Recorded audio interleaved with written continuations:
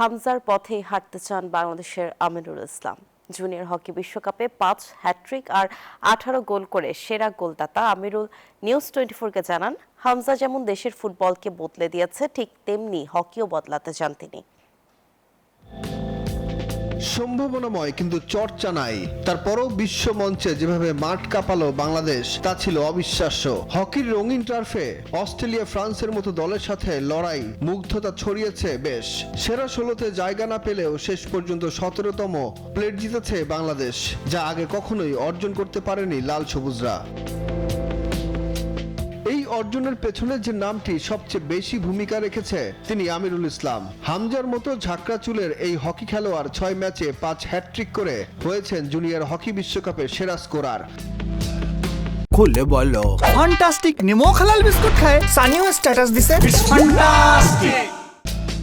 বাংলাদেশ হকির এই তারকা নিউজ 24-কে জানান, হামজা যেমন বদলে দিয়েছে দেশের ফুটবল, ঠিক তেমনি তিনিও বদলাতে চান হকিকে। বাংলাদেশে হামজা ভাই এখন বেশ, কারণ হামজা ভাই অবশ্যই তিনি বাংলাদেশ ফুটবলটাকে যেভাবে এগিয়ে নিয়ে যাচ্ছে, আমি আশা করি ফিউচারে তিনি অবশ্যই বাংলাদেশকে সারা বিশ্বের বুকে রিপ্রেজেন্ট করবে। প্লেয়ার হিসেবে আমি অবশ্যই বাংলাদেশকে টপ লেভেলের নিয়ে যেতে চাই ইনশাল্লাহ, বাকিটা আল্লাহ ভরসা। সামনের সিনিয়র বিশ্বকাপেও খেলার স্বপ্ন দেখছেন হকি দুনিয়া মাতানো আমিরুল।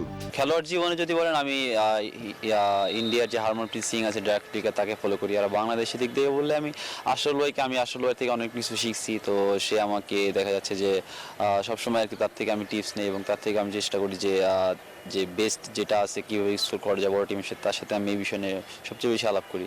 জুনিয়র হকি বিশ্বকাপের সেরা 16তে না থাকার আক্ষেপও খানিকটা রয়ে গেছে আমিরুলের।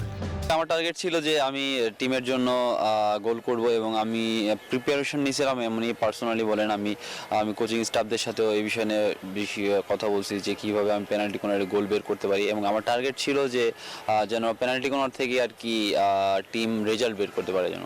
এই মুহূর্তে জুনিয়র লেভেলে বিশ্বসেরা এই হকি খেলোয়াড়ের প্রত্যাশা, হকি নিয়ে নতুন করে ভাববে কর্তৃপক্ষ। সুখন সরকার, নিউজ 24, ঢাকা।